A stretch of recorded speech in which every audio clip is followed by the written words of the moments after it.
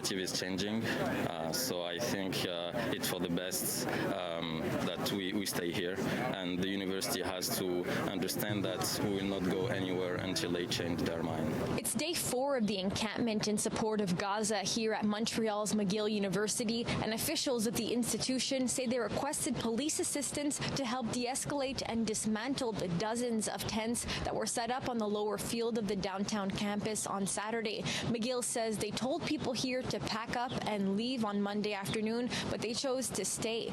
Many of the over 100 campers say regardless of police or a possible injunction, they're planning to remain here peacefully and say they'll defend the encampment. We only here like peacefully, as you see. There is nothing wrong being here. It's also our right to protest and to demand the university to change their standards. McGill says they failed to reach a resolution with the students and say SPVM officers have started their own process. Are we surprised about police presence and the potentiality of it? Not really, considering that we have written an oral permission of the Kanien'kehá:ka Nation about being here, and I don't think McGill has taken that into account about whether we're allowed to be in this camp or not. The encampments follow a wave of similar protests across campuses in the U.S. The students, those in the U.S. and Montreal, are calling for their universities to separate themselves from any companies that are advancing Israel's military efforts in Gaza. I am not surprised. This is what universities have been doing all over the world instead of listening to the demands of the students. I'm just walking around. I didn't even talk to anybody.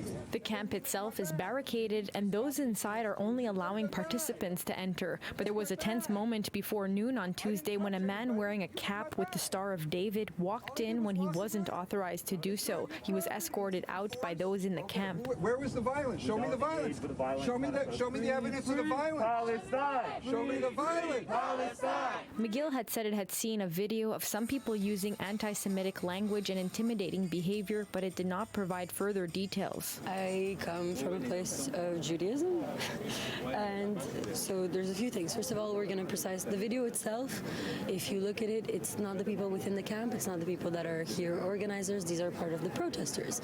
But is it true that during protests there are certain chants that can be hurt and offensive for certain people? Obviously. McGill says their goal is to ensure the security of all, including encampment participants. We're only students.